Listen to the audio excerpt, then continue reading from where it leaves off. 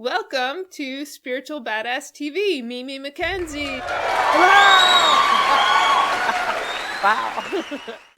Mimi, I know you've had a very interesting healing journey, and I'm so happy that you're willing to share some of it with us. And I'm especially interested in hearing about self-love, how self-love came into play and what are some of your realizations. And so if you don't mind, just give us a little background about what's been going on in your life and share away.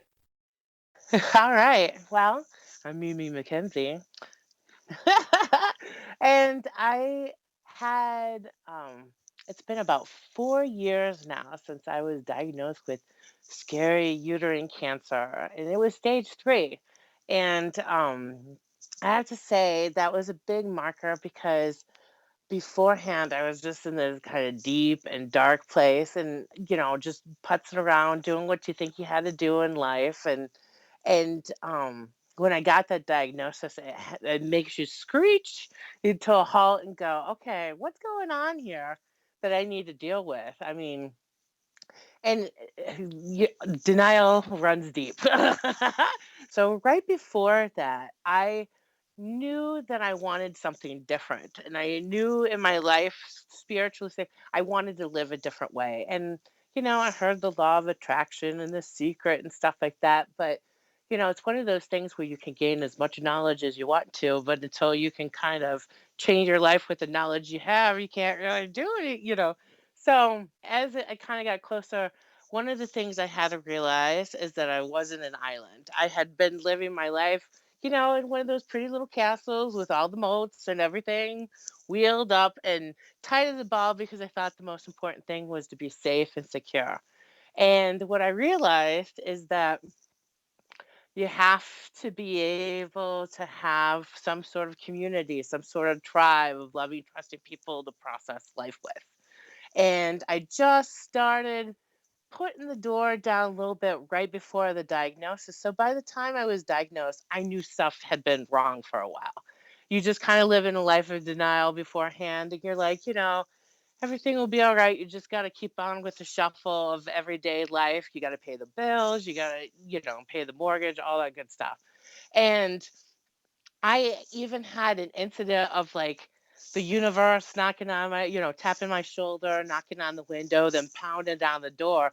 I had an interview at the time, and I had an episode where I just gushed like blood, like you were on the worst period of your life, but like I even worse type of thing. And it's so much so that at the end of the interview, I was like, "Oh my god, I'm gonna have to, get out of this chair, shake hands and stuff like that." So, I mean, that's how much denial. I didn't go to the doctor right after that. I knew something was wrong, but it was just, how horrible I was that I had this particular thing happen to me.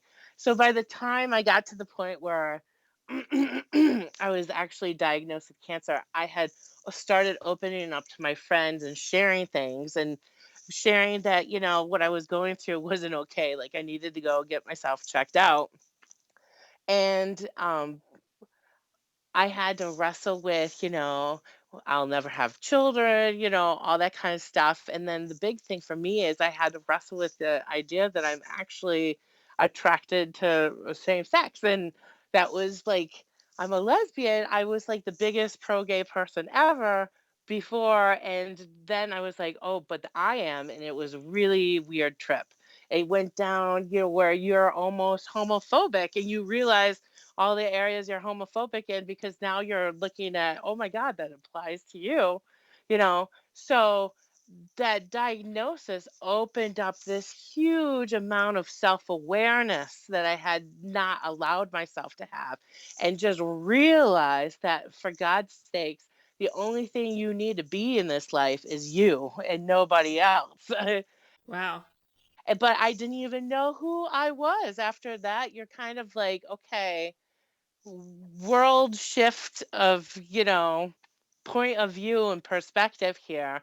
Then was I a lie the whole other time, or do I have to what is my real truth? And the only way I think you can really examine that is you with other people that are very trustworthy, very trustworthy. Because I felt like I brought up that wall because there were some people taking advantage of me, or I didn't know if our relationships were genuine. So when you do that, you almost cut off everything.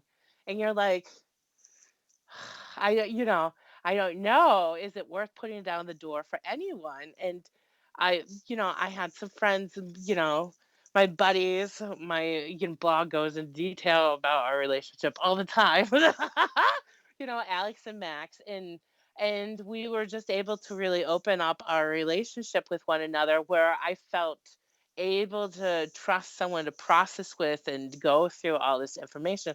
So by the time I got the diagnosis of cancer, I was like, we're doing all right. We're okay. We're going through this, because I kind of spiritually had the intuition that this had less to do with whatever disease or whatever I got diagnosed with, and way more to do with, come on, are you going to be able to accept yourself? I mean, we'll even take away the part that you were having the most difficulty understanding about yourself.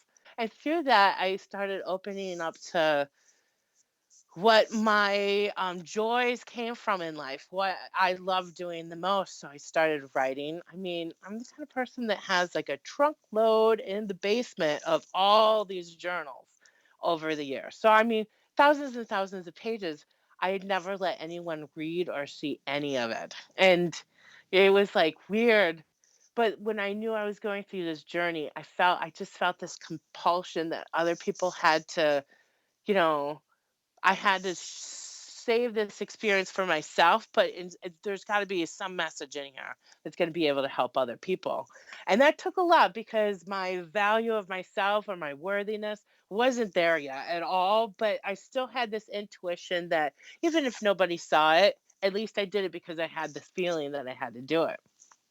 So, I mean, I wrote the blog in, silence for a long time, because I still wasn't sure of myself, but I knew I needed to document this on some level. And through that process of writing it, eventually got to the point where I could share it. And that was a huge step. I mean, a huge step. And, um, I could have this dialogue then about what had happened in my life and what I felt during the time, that I couldn't have beforehand without it. It was a tool of opening up. And then you're also writing, you're feeling some pride in what you're doing, and it starts to build a confidence that may have not been there before. And it was another avenue of letting myself love myself for what I liked or enjoyed doing. And it translated then into art. I had always been one of those persons that put things together or drew things from time to time, but I didn't think it was anything I could pursue with great effect, because no one thought any value of it. So much so that I've been making handmade gifts for my Christmases for probably the last half dozen years.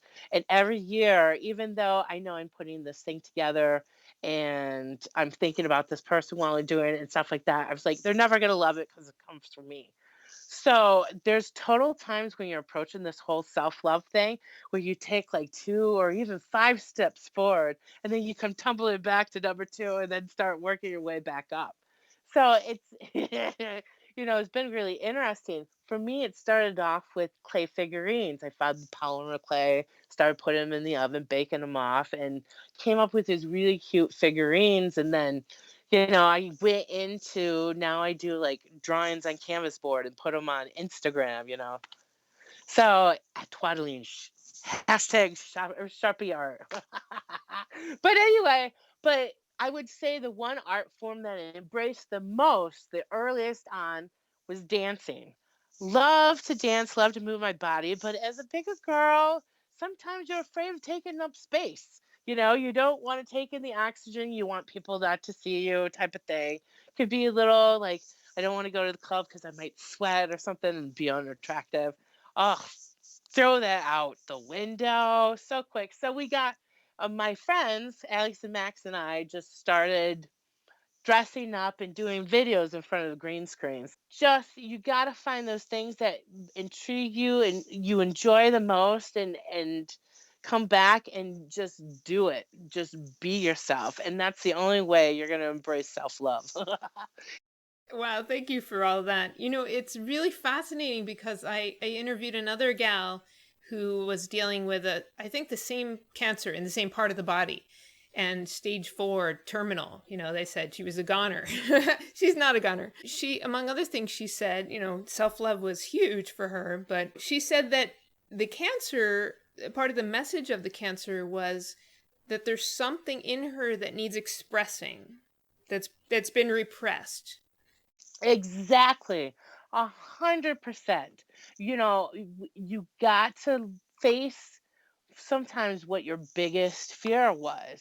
And you have to face the fear. My biggest fear at that time was my sexuality. And I mean, it was so intense. They had to rip out pretty much the organs that supposedly made me a woman, which is the most bizarre thing ever. And I don't even feel bad about it anymore. I feel so relieved from the whole situation. And I know that's got to sound ridiculous because, I know what, the St. Jude's Children's Hospital things, or, all these different cancer commercials, or all the pharmaceuticals. And one of the things I was able to step away from that and see that this true spiritual reality behind it was, what am I not being able to let go? And I'm still not 100% perfect, but I'm so much better than what I was. My quality of life has been so improved after the whole cancer incident than it was before. Cancer can be a good thing, in a weird way. In my case, I feel like I've been able to live life more genuine and way more um, enjoyably after the cancer diagnosis. So, why do you have to get cancer to get that? You don't have to, but if you do, it doesn't mean the world has ended either, you know? All you really need is as much faith and trust as a mustard seed. And I know that seems so biblical, but really, I mean, think about it. A mustard seed is probably one of the smallest things around. And you're like, usually you could do at least do a mustard seed worth of work, right? So I have found that when I'm in this space where I have all the negative voices, and my negative voice person just happens to be Olga. Yeah. I named her, so I welcome her when she comes because I know she's teaching me a message. Sounds crazy, but in a weird way, it's very true. I love it. It doesn't sound crazy at all. I mentor people, I mentor clients to do that, to name those voices and put them all at the table. I just said, don't let the crazy one chair the meeting.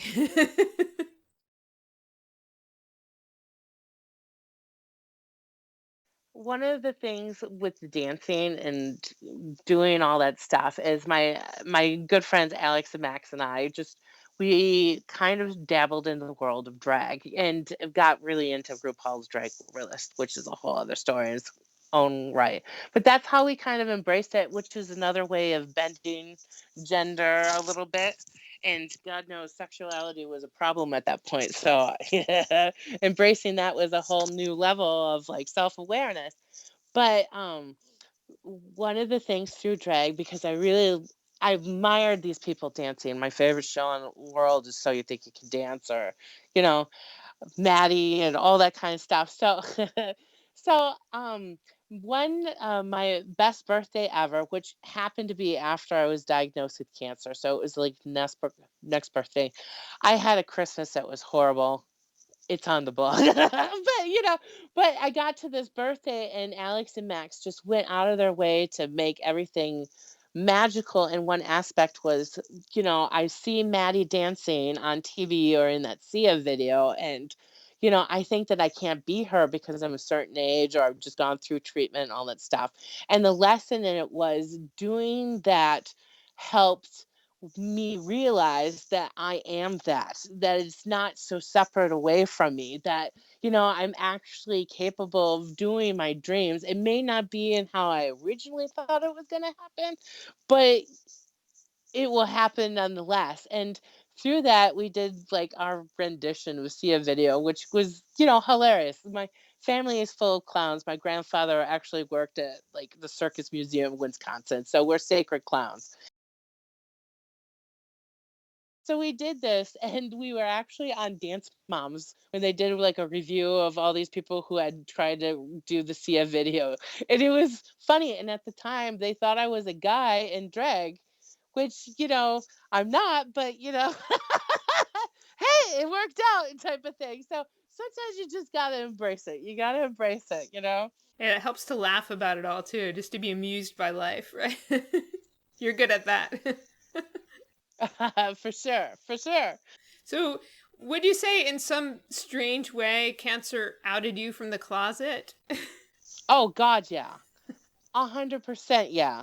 I mean, so far in that I didn't even know there was a door, It's like being in the cave and seeing the shadows. And so, I had no idea what was on the outside. And, to be able to open up and to finally breathe that vulnerability is still the most terrifying thing I do in an everyday, every hour, every minute basis. But it has been just life saving and life energizing. I think the whole spiritual point of this thing we're called life, is to be able to experience the feeling of letting people see you and receiving that love in return. The being seen thing wasn't the difficult aspect to do. It was being able to receive the love that for me it was the most terrifying. But, you know, it's the most rewarding. Yeah, it puts you in a weakened state where you don't have a choice, where you can't maintain those castle walls anymore, right? It's just too much effort. Way too much effort. And why spend effort carrying all that baggage all the time when you can throw it down, you know, turn the lemons into lemonade and enjoy a nice drink by the fire? I don't know. It seems like the big picture is, yeah, we're all connected. We're nobody's an island. And anybody who's living their life like an island is going to get some kind of opportunity to stop living that way. And whether it's cancer, I hope not, but something more subtle, but whatever it is, it's just a messenger. If you listen to the whispers, if you listen to the little taps, you don't have to wait till it's a door being pounded down or the house being bulldozed in, And it goes back to trust. I mean, I know you think everybody else in the world will think you're ridiculous. You'll think you're being ridiculous yourself, but you just have to trust and release it and try to think about something else. Beautiful. If you want to say anything about like cool synchronicities, cool things that lined up, like specific things that came and helped, like when those castle walls came down. I needed to take time off of work. I was working as a secondary teacher and to go through surgery when I got cancer. And I had always been the person like, what am I going to do? How am I going to support myself? I'm the only one in it, you know. So if I can't make it happen, then it's not happening type of thing. And one thing led to another. I got the leave, and then you get diagnosed. It's going to take longer. You need to have another surgery, or that kind of thing. And then all of a sudden, like the union at the school paid for my salary for the whole year, so I didn't have to worry about working, which was one of the biggest relievers of all time. But I had no idea they were going to do that. I didn't know how I was going to get through. I didn't know how I was going to pay. But at that point in time, I had given it up. I'm like, this really needs to happen. I have no idea how it's going to happen. I'm going to keep moving towards the light, type of thing. And focusing on what was bringing me fun and focusing on what was giving me life. And, you know, by doing that, other things came into place. Like, um, you know, when we wanted a green screen magically appeared, to something as recently as I've been kind of interested in, like a little Kindle, or a little tablet of some sort, computer, and magically one just popped up in my life last week. It's totally unexpected source. I was like, okay, that was on my vision board. Check. My latest one is I'm looking for a new car. The old one, it's time to go. So I've been releasing, I've been preparing spiritually, I've been putting my nickels and dimes in, and then we'll see what happens. I'm totally positive that something will happen. I've been doing the same thing with drawing who I think I would like in a future partner. Um, I've gotten to the point of not clipping out magazine articles, but to draw it myself. And, so far, so good. So we'll keep on trying. But it's just about dreaming too. Um, you have to dream in order for these new things to pop up into our lives. And I don't think a lot of people allow themselves to dream. It doesn't have to be, I dream that I'm cancer free. I mean, yes, but then release that and go on to other dreams and stuff like that, bigger and bigger dreams. And then just be open to whatever comes, because it may not come in the form you initially drew it in. It may not be that year or that model, but it's one of those things where just be open and magically things will appear, which is fantastic, you know? You, my dear, are a true spiritual badass. There's no doubt about it. Yay! Wow, thank you. I'll take it. Well, thank you so much for sharing your brilliance with the world. I'm so excited. Thank you so much for thinking of me. And, spiritual badass, rock on. How can people get a hold of you? What's the best way to find you on the interweb? Check out twaddlings.com, the website, TWATTLINGS. And at Twaddlings on Instagrams, where I've been putting all my little visual art things these days, and there's some fun ones in there. And if you want to see drag videos or dancing videos, and some of them I don't have hair in because I was doing it while I was going through treatment, you can check out I Love Lycra on YouTube. I love Lycra. That's great. It's fantastic. Lykra. Lycra. Lycra is Alex's drag name. So we got a little troop. Thank you so much.